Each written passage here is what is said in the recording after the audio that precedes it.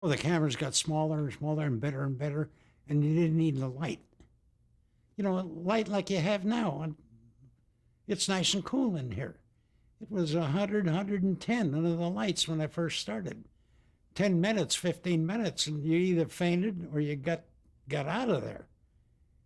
Terrible. So the sensitivity of the cameras was increased. That's right. Uh-huh. And there's been, since I started, probably 6, 7 advancements in camera technique until it come to color.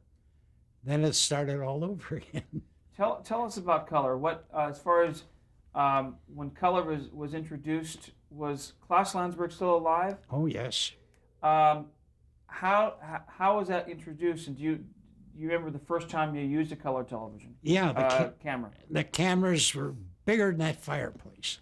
They were monsters. It took 4 men to lift the camera. I mean, 4 big guys, not little guys like me. And 3 of them couldn't lift it. It took 4. And the color wasn't, it was good, but not as good as it is today. And you went on the air with it.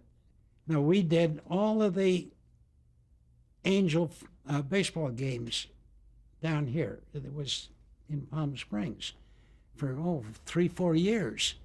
Took a big hoist to get the camera, and I shot one of them up on top of the tower there in the grandstand to shoot it, and it took big hoist to get it down.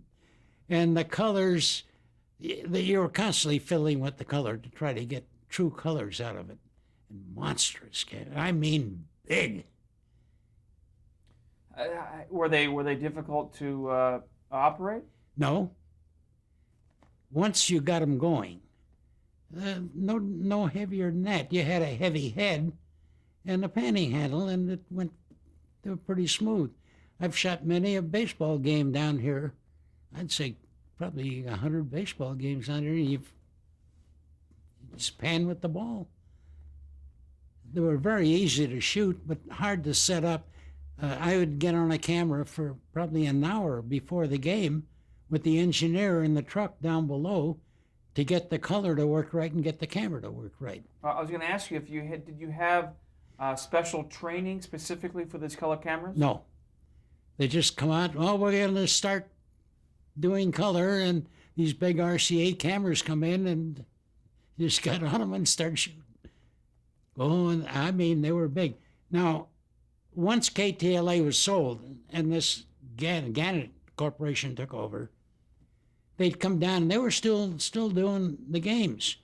They would come in an hour before the game with a truck, punch a button, up goes the antenna, and the cameras were taken out, and you hand carry the camera to your tripod, and you were on the air in an hour and a half.